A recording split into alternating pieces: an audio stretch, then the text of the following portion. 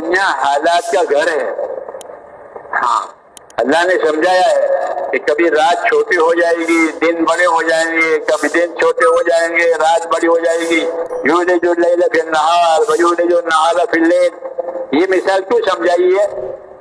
سب جانتے ہیں کہ یہ گرمی کی دنوں میں رات چھوٹی ہوگی اور دن بڑے ہو جائیں گے، اور سردی میں دن کہ یہ تمہارے حالات کو سمجھانے کے لیے ہے کہ کبھی تمہارے حالات تنگ ہو جائیں گے، کبھی تمہارے حالات تنگ ہو جائیں گے، اور کبھی تمہارے حالات کھل جائیں گے۔ جیسے رات لمبی ہو گئی بہت آرام ملتا ہے، اور کبھی رات چھوٹی ہو گئی کہ آرام پورا نہیں ہوتا، دن بڑا ہو گیا، کام بڑھ گیا۔ تو جس طرح دن رات کے چھوٹے بڑے ہونے، ایسے تمہاری زندگی کے حالات بھی کہ کبھی حالات تنگ ہو جائیں گے، کبھی حالات کھل جائیں گے۔ کہ دنیا میں مختلف حالات آتے ہیں، کبھی مالداری آئی، کبھی غریبی آئی، کبھی بناؤ ہوا، کبھی بگاڑ ہوا، کبھی بیماری آئی، تندرستی آئی۔ تو دنیا حالات کا گھر ہے۔ ہاں اللہ نے سمجھایا ہے کہ کبھی رات چھوٹی ہو جائے گی، دن بڑے ہو جائیں گے، کبھی دن چھوٹے ہو جائیں گے، رات بڑی ہو جائے گی۔ یولج اللیل فی النہار ویولج النہار فی اللیل، یہ مثال کیوں سمجھائی ہے؟ سب جانتے ہیں کہ یہ گرمی کی دنوں میں رات چھوٹی ہوگی اور دن بڑے ہو جائیں گے، اور سردی میں دن کہ یہ تمہارے حالات کو سمجھانے کے لیے ہے کہ کبھی تمہارے حالات تنگ ہو جائیں گے، کبھی تمہارے حالات تنگ ہو جائیں گے، اور کبھی تمہارے حالات کھل جائیں گے۔ جیسے رات لمبی ہو گئی بہت آرام ملتا ہے، اور کبھی رات چھوٹی ہو گئی کہ آرام پورا نہیں ہوتا، دن بڑا ہو گیا، کام بڑھ گیا۔ تو جس طرح دن رات کے چھوٹے بڑے ہونے، ایسے تمہاری زندگی کے حالات بھی کہ کبھی حالات تنگ ہو جائیں گے، کبھی حالات کھل جائیں گے۔ تو کیا کرنا ہے کہ زندگی کو حکم سے گزارنا ہے، حالات کے حساب سے نہیں گزارنا ہے۔ یہ دعوت ہے کہ زندگی حکم کے حساب سے گزارو، جو حکم ہے وہ پورا کرو، جو حالات ہے وہ نہیں۔ مسلمان وہ ہوتا ہے جو حالات کو نہیں دیکھتا، حکم کو دیکھتا ہے کہ اس وقت میں کیا حکم ہے۔ حضرت مولانا محمد یوسف صاحب رحمۃ اللہ علیہ فرماتے تھے کہ ہم تو حکموں والے ہیں، یعنی مسلمان کہ وہ تو حکموں والی بندے ہیں، ان کے سامنے تو حکم ہوتے ہیں کہ اب کیا حکم ہے، اب کیا حکم ہے، اب کیا حکم ہے۔ وہ حالات کو نہیں دیکھتے بلکہ حکم کو دیکھتے ہیں کہ اس کی کیا نشانی ہے۔ تو فرمایا اس کی نشانی یہ ہے کہ ہماری عبادت کا نظام، نماز، روزہ، حج، یہ چاند کے حساب سے ہے کہ چاند دیکھ کر روزہ رکھیں گے، چاند دیکھ کر عید کریں گے، چاند دیکھ کر حج کریں گے۔ قمری حساب کہتے ہیں اس کو، قمری حساب، چاند کا حساب کہ چاند کے حساب سے کوئی کام موسم سے متعلق نہیں ہے۔ دوسرے لوگوں کے ہاں موسم مقرر ہے، یہ گرمی کے مہینے، یہ سردی کے مہینے، ہاں یہ گرمی کا مہینہ ہے، چھٹیاں کرو، گرمی ہے اب کام نہیں ہوگا۔ جو ملک ٹھنڈے ہوتے ہیں وہ سردیوں میں ٹھنڈا ہے، چھٹی کرو۔ تو ان کے ہاں یہ حساب ہے کہ ہمارے ہاں یہ حساب نہیں ہے، یہ گرمی کے مہینے ہے چھٹی کرو، یہ سردی کے مہینے میں ہے چھٹی کرو کہ نہیں۔ ہم تو چاند کے حساب سے چل رہے ہیں کہ چاند میں یہ باتیں ہوتی، گرمی آئی سردی، بلکہ نماز سردی میں بھی آئے گی، گرمی بھی آئے گی، بارش میں بھی نماز ہوگی، ارے ہوگی۔ اور حج گرمی میں بھی ہوگا، سردی میں بھی ہوگا۔ جب سردی میں حج ہوتا ہے تو لوگوں کو مزدلفہ میں اور عرفات میں زکام ہو جاتا ہے، ٹھنڈ لگ جاتی ہے، کیونکہ حرام کو پہن نہیں سکتے حج کی وجہ سے، تو بیمار ہو جاتے ہیں۔ حج ٹھنڈی میں آیا، حج گرمی میں آیا، سب بھی نہیں چھپا سکتے۔ تو کہا کہ ہم تو حکموں والے ہیں، حالات والے نہیں، ہم تو ہر حال کا حکم دیکھیں گے اور جس حال میں جو حکم ہوگا وہ پورا کریں گے۔ اگر حال میں آسانی ہے تو شکر کے ساتھ، اگر حال میں دشواری ہے تو صبر کے ساتھ۔ رمضان گرمیوں میں آیا کیا کریں گے؟ مشورہ کریں گے کہ بھائی رمضان اب تک گرمیوں میں جون جولائی میں آ رہا ہے تو مشورہ کرو. ہاں رمضان جون جولائی لمبا دن اور گرم دن، لیکن روزہ رکھیں جو ہمارے اندر کا حکم ہے. حج گرمیوں میں آیا اور وہ علاقہ بھی گرم ہے، لو چلتی ہے. حج کا محکمہ لوگوں کو اعلان کرتا ہے کہ گرمیوں میں باہر مت پھرو، گھر میں جان لیوا ہے کہ سب سپت ڈالا کہ گھر میں جان لیوا ہے باہر نہ پھرو. لیکن گرمی میں حج کریں گے کیوں کہ ہم تو بنتے ہیں. جو حال آیا کوئی بھی صحیح، وہ جو حکم آیا وہ بھی صحیح. کہ ہم حال والے نہیں ہیں، ہم تو حکم والے ہیں. ہماری عبادتیں موسموں پر نہیں ہے بلکہ چاند کے حساب سے ہے کہ گرمی میں بھی سردی میں بھی. یہ کیا ہوا؟ یہ زمین پر اللہ کے اطاعت والے کہ ہم نہیں دیکھیں گے بلکہ حال کو برداشت کریں گے اور حکم کو حکم کو پورا کریں گے. یہ دعوت ہے کہ جو حال آیا اس کو برداشت کریں گے، جو حکم آیا اس کو پورا کریں گے. اچھا حال آیا تو شکر کے ساتھ، ناگوار حال آیا تو صبر کے ساتھ. اس کو اطاعت کہتے ہیں. یہ اطاعت ہر حال میں ہوتی ہے اور اطاعت جو ہے میرے بھائیوں مذہب کی جان ہے. مذہب کی جان. جتنی محنتیں، جتنا علم سکھایا جاتا ہے وہ سب اطاعت کو کامل کرنے کے لیے سکھایا. کہ محنت بھی کرو، علم بھی سیکھو تاکہ تمہارے ہاتھ سے اطاعت پوری ہو جائے. علم نہیں ہوگا تو جہالت سے اطاعت ہوتی نہیں ہے. محنت نہیں ہوگی تو غفلت اور سستی سے بھی اطاعت نہیں ہوگی. اسے محنت بھی کرو اور دین بھی سیکھو. علم و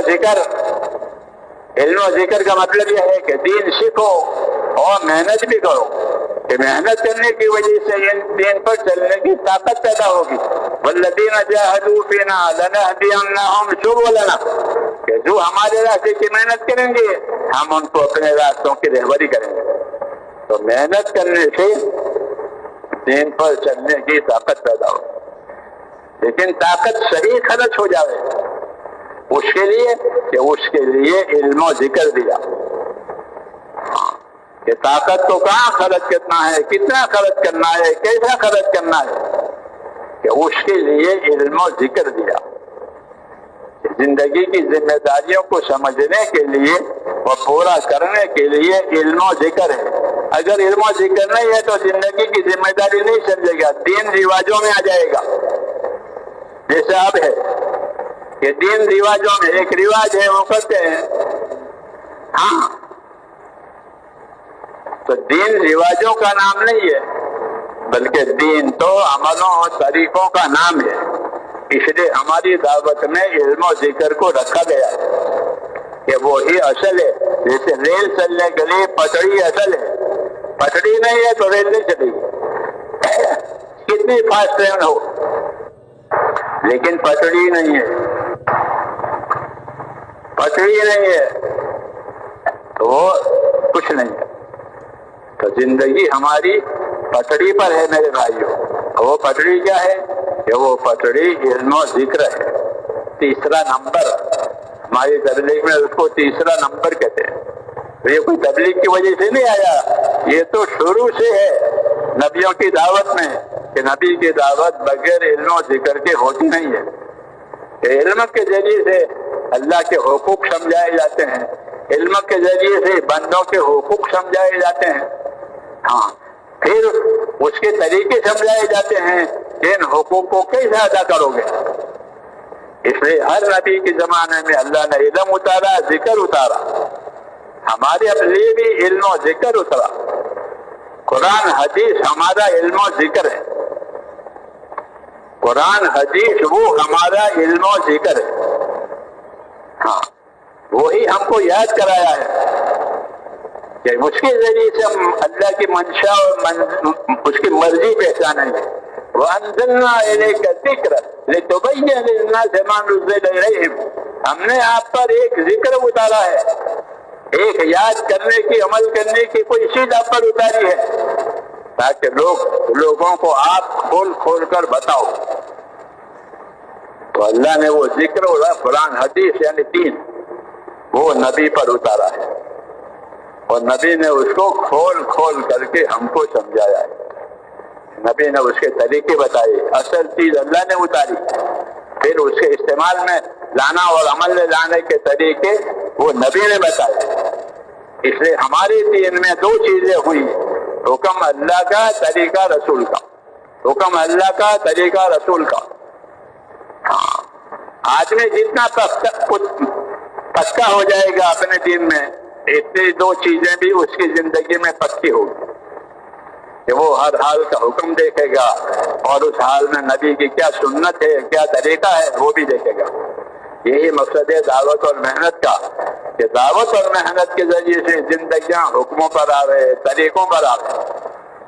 ہاں، حرکت بھی غفلت دور کرنے کے لیے ہے کہ حرکت کرو۔ بیوی بچوں میں رہو گے تو کیا سمجھو گے، کاروبار میں رہو گے تو کیا سمجھو گے۔ اسے امت کو حضور نے حرکت دی ہے، اور یہ حرکت کے لیے نہیں ہے، بلکہ اس حرکت کے ذریعے سے علم و ذکر کو عام کرنا ہے۔ ہر ایک آدمی سیکھنے والا بنے، ہر ایک آدمی سکھانے والا بنے، ہر ایک آدمی سیکھنے سکھانے کی دعوت دے۔ ہاں، یہ منشا ہے تاکہ ہر طبقہ اپنی ذمہ داری سمجھ لے کہ ہر طبقے کی کیا ذمہ داری ہے۔ تاجر کی تجارت میں کیا ذمہ داری ہے، زمیندار کی ذمہ داری میں کیا ذمہ داری ہے، مزدوری میں کیا ذمہ داری ہے، اور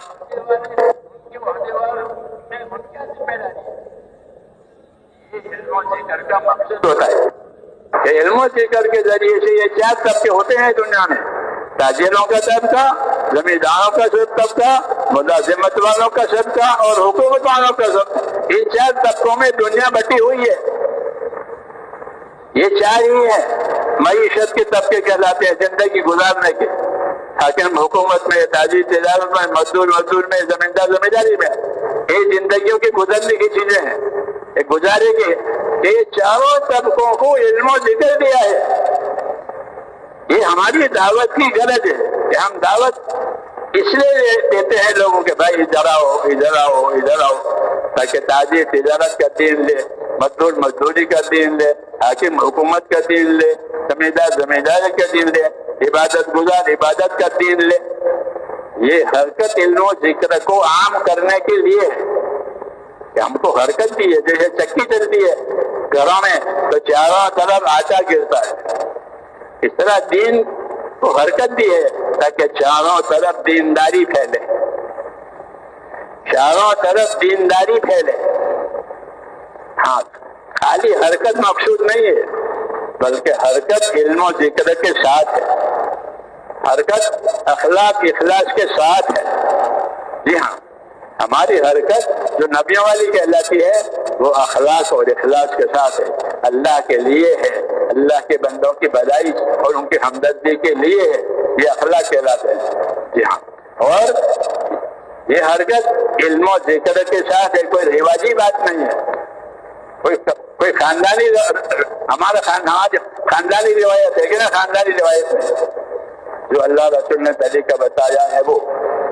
تو اس محنت کے ذریعے سے زندگیاں علم و ذکر پر لانا یہ اصل مقصود ہے۔ زندگی علم و ذکر پر آوے کہ جہالت میں سے نکل جاوے، ذکر پر آوے کہ غفلت میں سے نکل جاوے، کیونکہ ذاکر غافل نہیں ہوتا اور عالم جاہل نہیں ہوتا۔ تو دعوت کے ذریعے سے علم و ذکر کو عام کرنے کا مقصد تھا تاکہ ایک ایک آدمی اپنی زندگی کی ذمہ داریوں کو جانے اور جان کر کے اس کا پابند بنے، غافل نہ بنے۔ یہ دعوت کی ترتیب ہے تاکہ ہر طبقے کو یہ خیر ملے۔